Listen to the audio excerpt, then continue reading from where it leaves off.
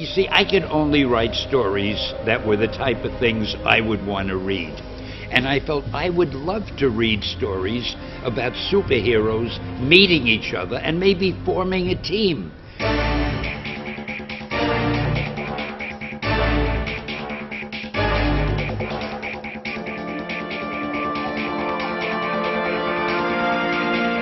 This exhibit so far exceeds my wildest expectation. I have a feeling every kid who comes to this exhibit is going to walk out wanting to be a scientist.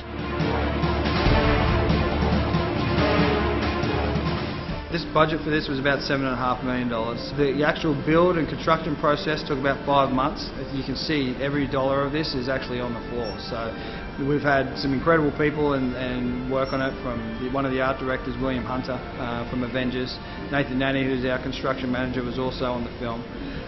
So Marvel have really opened up a lot of those assets to us, which has been fantastic.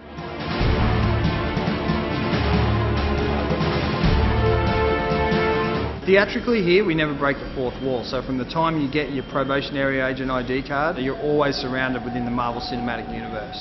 So as you come through, you get briefed, you get a mission. As you come into the induction room, you're told how and why the Avengers Initiative was created. In just a few moments, you will be inducted into the ranks of S.H.I.E.L.D. We are a top-secret organization committed to the protection of the universe at all costs. Do you accept this pledge? Yes! Excellent! A lot of original props and all the costumes are all originals from the films. And things like the rebirth pod where Captain America was reborn. The Tesseract portal device that you see on Stark Tower in Avengers, this is one of the originals from the film.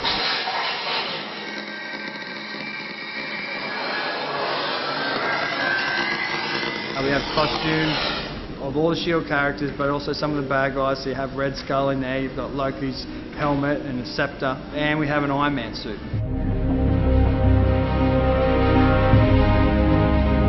You go into Bruce Banner's lab and learn all about the effects that gamma radiation has on DNA.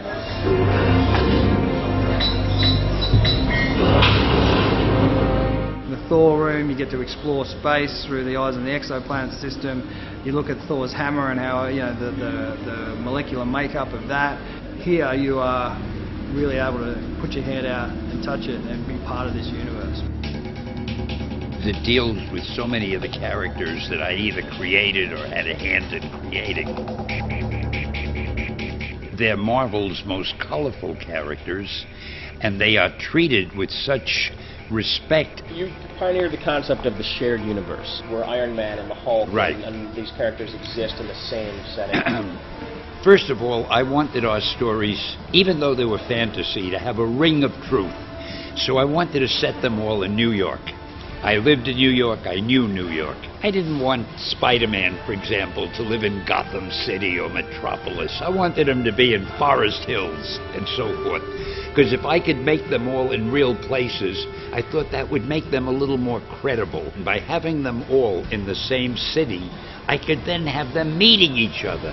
Wouldn't that be exciting if Captain America and the Hulk and Iron Man and Thor got together?